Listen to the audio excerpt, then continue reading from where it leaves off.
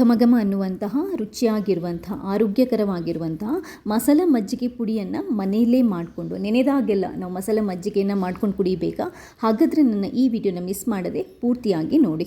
ಸರಿ, ಹಾಗಾದರೆ ಈ ವಿಶೇಷವಾಗಿರುವಂಥ ರೆಸಿಪಿನ ಹೇಗೆ ಮಾಡೋದು ಅನ್ನೋದನ್ನು ನೋಡ್ಕೊಂಬರೋಣ. ಮೊದಲಿಗೆ ಒಂದು ತುಂಡು ಶುಂಠಿ, ಇದು ಒಣ ಶುಂಠಿ, ಇದನ್ನ ಒಂಚೂರು ನಾವು ಗುದ್ದಿ ಪುಡಿ ಮಾಡ್ಕೊಂಡು ಇಟ್ಕೋಬೇಕು. ನೋಡಿ, ಈ ಥರ ಮಾಡಿಟ್ಕೊಳ್ಬೇಕು. ಇದಾದ ನಂತರ ಇನ್ನೊಂದು ಮೇಯ್ನ್ ಇಂಗ್ರೀಡಿಯೆಂಟ್ ಏನು ಅಂತಂದರೆ ಅದು ಪುದೀನ ಸೊಪ್ಪು. ಪುದೀನ ಸೊಪ್ಪುದು ಕೆಲವೊಂದು ಸರಿ ಪುಡಿ ಬರುತ್ತೆ, ಅದು ಸಿಕ್ಕಿದ್ರೂ ಓಕೆ, ಬಟ್ ಒರಿಜಿನಲ್ ಇರಲ್ಲ. ಆದ್ದರಿಂದ ನಾವು ಏನು ಮಾಡಬೇಕು, ಪುದೀನ ಸೊಪ್ಪನ್ನೇ ಒಂದು ಸ್ವಲ್ಪ ಡ್ರೈ ಮಾಡಿಕೊಂಡು ಒಣಗಿಸ್ಕೊಂಡು ಹಾಕಿದರೂ ನಡೆಯುತ್ತದೆ. ಇಲ್ಲದಿದ್ದರೆ ಇದನ್ನು ನಾನು ಹುರಿದ್ಬಿಟ್ಟು ಯಾವ ಥರ ಪುಡಿ ಮಾಡ್ಕೊಳ್ಳೋದು ಅನ್ನೋದನ್ನು ಕೂಡ ಹೇಳ್ಕೊಡ್ತಾ ಇದ್ದೇನೆ. ನೋಡಿ, ಒಂದು ಮುಷ್ಟಿಯಷ್ಟು ಪುದೀನ ಸೊಪ್ಪನ್ನು ತಗೊಂಡಿದ್ದೇನೆ. ಮೊದಲಿದ್ದನ್ನ ಹುರಿದ್ಕೊಳ್ಳೋಣ. ಸ್ಟವ್ ಮೇಲೆ ಒಂದು ಬಾಣಲೆನೇ ಇಟ್ಬಿಟ್ಟು ಚೂರು ಬಿಸಿ ಮಾಡಿಕೊಂಡು ಈ ಪುದೀನ ಸೊಪ್ಪನ್ನು ತೊಳೆದು ಒಂದಿನ ಇಟ್ಟರೆ ಒಳ್ಳೆಯದು, ಅದರದ್ದು ಪಸ ಸ್ವಲ್ಪ ಆರಿರುತ್ತೆ. ಇವಾಗ ಇದನ್ನು ನೀಟಾಗಿ ಇದು ಕ್ರಿಸ್ಪಿ ಆಗೋ ಥರ ನಾವಿದನ್ನ ಹುರಿದ್ಕೋಬೇಕು. ನೋಡಿ, ಅಷ್ಟಿದ್ದಿದ್ದು ಎಷ್ಟು ಕಮ್ಮಿ ಆಯಿತು ನೋಡಿ. ಒಂದು ಸ್ವಲ್ಪ ಹೊತ್ತು ನೀವು ಹುರಿತಾ ಇದ್ದಾಗೆ ಅದರ ನೀರಿನ ಅಂಶ ಎಲ್ಲ ಡ್ರೈ ಆಗಿಬಿಟ್ಟು ಈ ಥರ ಆಗುತ್ತೆ.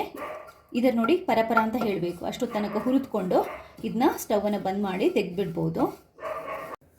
ಒಂದು ಪಾತ್ರೆಗೆ ಇದನ್ನ ತೆಗೆದಾಕ್ತಾ ಇದ್ದೇನೆ. ಇವಾಗ ಅದೇ ಥರ ಒಂದು ಸ್ವಲ್ಪ ಕರಿ ಲೀವ್ಸ್ ಇರುತ್ತಲ್ವ, ಕರಿಬೇವು, ಇದನ್ನು ಕೂಡ ಅಷ್ಟೇ, ಇದು ಪರಪರ ಅಂತ ಪುಡಿ ಆಗೋ ತನಕ ನಾವು ಹುರಿದ್ಕೋಬೇಕು. ನಾವು ಮುಂಚೆನೇ ತೊಳೆದು ಇಟ್ಟಿದ್ದಿದ್ರೆ ನಮ್ಗೆ ಇದನ್ನ ಹುರಿಯೋದಕ್ಕೆ ಈಸಿ ಆಗುತ್ತೆ. ಮೀಡಿಯಮ್ ಉರಿಯಲ್ಲೇ ಇಟ್ಕೊಳ್ಳಿ, ಜಾಸ್ತಿ ಉರಿಟ್ರೆ ಒಮ್ಮೆಗೆ ಕರಟಿ ಹೋಗುತ್ತೆ. ಆದ್ದರಿಂದ ಸೌಂಡ್ ಕೇಳ್ತಾ ಇದೆಯಾ ಪರಪರ ಅಂತ ಹೇಳೋದು?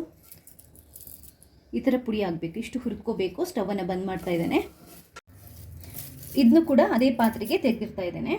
ಈಗ ಅದೇ ಪಾತ್ರೆಗೆ ನಾನು ಒಂದು ಚಿಕ್ಕ ಕಪ್ಪಲ್ಲಿ 1 ಕಪ್ಪಷ್ಟು ಕೊತ್ತಂಬರಿ ಬೀಜನ ಹಾಕೊತಾ ಇದ್ದೇನೆ. ಅದೇ ಕಪ್ಪಲ್ಲಿ 1 ಕಪ್ಪಷ್ಟು ಜೀರಿಗೆ, 1 ಚಮಚದಷ್ಟು ಇದಕ್ಕೆ ಓಮ ಅಥವಾ ಅಜ್ವಾನ್ ಅಂತಾರೆ, ಓಂಕಾಳು ಅಂತಾರೆ, ಅದನ್ನ ಹಾಕೊತಾ ಇದ್ದೇನೆ. ಮೇನ್ ಫ್ಲೇವರ್ ಇದರಲ್ಲೇ ಇರೋದು. ಜೀರ್ಣಶಕ್ತಿಗೆ ಮತ್ತು ಎಲ್ಲದಕ್ಕೂ, ಆಸಿಡಿಟಿ, ವಾಯು ಎಲ್ಲದಕ್ಕೂ ಒಳ್ಳೆಯದು. 1.5 ಟೇಬಲ್ ಸ್ಪೂನಷ್ಟು ಕಾಳು ಮೆಣಸನ್ನು ಹಾಕೊತಾ ಇದ್ದೇನೆ. 4-5 ಲವಂಗ, ಒಣ ಶುಂಠಿ ಗುದ್ದಿ ಇಟ್ಟಿದ್ದೀವಲ್ವ ಅದನ್ನ ಕೂಡ ಹಾಕೋಬೇಕು. ಮೀಡಿಯಂ ಉರಿ ಇಟ್ಕೊಂಡು ಇದನ್ನು ಕೂಡ ಅಷ್ಟೇ ಒಳ್ಳೆ ಫ್ಲೇವರ್ ಬರೋ ತನಕ ಹುರಿದ್ಕೋಬೇಕು.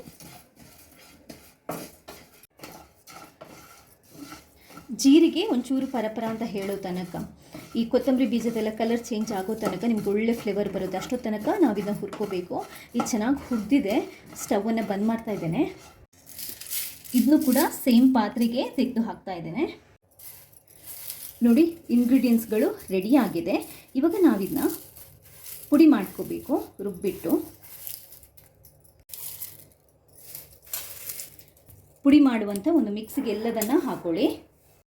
ಈಗ ಇದಕ್ಕೆ ಒಂದು ಅರ್ಧ ಚಮಚದಷ್ಟು ಇಂಗ, 1 ಚಮಚದಷ್ಟು ಉಪ್ಪು, ಇಷ್ಟನ್ನು ಹಾಕ್ಕೊಂಡು ಇದನ್ನ ಇವಾಗ ನಾನು ತುಂಬಾ ನೈಸಾಗಿ ರುಬ್ಕೋಬೇಕು. ನೋಡಿ ಎಷ್ಟು ಘಮ ಅಂತ ಹೇಳ್ತಾ ಇದೆ ಅಂತಂದರೆ ಫುಲ್ಲು ಘಮ ಘಮ ಅಂತ ಪರಿಮಳ ಬರ್ತಾ ಇದೆ. ಸೂಪರ್ ಆಗಿರುವಂತಹ ಮಸಾಲೆ ಮಜ್ಜಿಗೆದು ಪುಡಿ ರೆಡಿಯಾಗಿದೆ. ನೋಡಿ, ಇಷ್ಟೇ, ತುಂಬಾ ನೈಸಾಗಿ ರುಬ್ಕೊಳ್ಳಿ. ನೋಡಿ, ಸೂಪರ್ ಆಗಿರುವಂಥ ಮಸಾಲೆ ಮಜ್ಜಿಗೆದು ಪುಡಿ ರೆಡಿಯಾಗಿದೆ. ಇದನ್ನ ನೀವು ಒಂದು ಡಬ್ಬದಲ್ಲಿ ಹಾಕಿಬಿಟ್ಟು ಎಷ್ಟು ದಿನ ಬೇಕಾದರೂ ಹೊರಗಡೆ ಬೇಕಾದರೂ ಇಟ್ಕೋಬೋದು, ಏನೂ ತೊಂದರೆ ಇಲ್ಲ. ಮಜ್ಜಿಗೆ ಮಾಡ್ಕೋಬೇಕು ಅಂತ ಅನಿಸಿದಾಗೆಲ್ಲ ಜಸ್ಟ್ ಒಂದು ಸ್ವಲ್ಪ ನಿಮಗೆ ಎಷ್ಟು ನೀವು ಮಾಡ್ತೀರ ಅದರ ಕ್ವಾಲಿಟಿಗೆ ತಕ್ಕಗೆ 1 ಗ್ಲಾಸಿಗಾದರೆ 1/4 ಟೇಬಲ್ ಸ್ಪೂನಿಂದ ಅರ್ಧ ಟೇಬಲ್ ಸ್ಪೂನಷ್ಟು ಹಾಕೋಬೇಕಾಗುತ್ತೆ. ಹಾಕ್ಕೊಂಡು ಮಜ್ಜಿಗೆ ಮಾಡಿ ಕುಡಿಬೋದು. ಈಗ ಮಜ್ಜಿಗೆನ ಮಾಡಲಿಕ್ಕೆ ನಾನೊಂದು ಸ್ವಲ್ಪ ದಪ್ಪ ಮೊಸರನ್ನು ಒಂದು ಪಾತ್ರೆಗೆ ಹಾಕೊತಾ ಇದ್ದೇನೆ. ಒಂದು 2 ಲೋಟದಷ್ಟು ನೀರನ್ನು ಹಾಕೊತಾ ಇದ್ದೇನೆ. ನಾನೊಂದು ಹ್ಯಾಂಡ್ ಮಿಕ್ಸರಲ್ಲಿ ಮಿಕ್ಸ್ ಮಾಡ್ಕೊತಾ ಇದ್ದೇನೆ.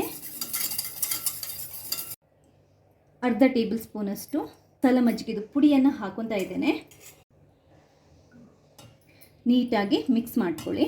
ನಿಮಗೆ ಉಪ್ಪು ಮತ್ತು ಈ ಮಜ್ಜಿಗೆ ಪುಡಿ ಸಾಕಾಗಿಲ್ಲ ಅಂತಂದರೆ ಚಿಟಿಕೆಯಷ್ಟು ಹಾಕೋಬಹುದು, ಟೇಸ್ಟ್ ನೋಡ್ಕೊಂಡು ಹಾಕ್ಕೊಳ್ಳಿ. ಕೊತ್ತಂಬರಿ ಸೊಪ್ಪನ್ನು ಸ್ವಲ್ಪ ಹಾಕ್ಕೊಂಡ್ರೆ ನೋಡಿ, ಸೂಪರ್ ಆಗಿರುವಂತಹ ಮಸಾಲ ಮಜ್ಜಿಗೆ ರೆಡಿಯಾಗಿದೆ.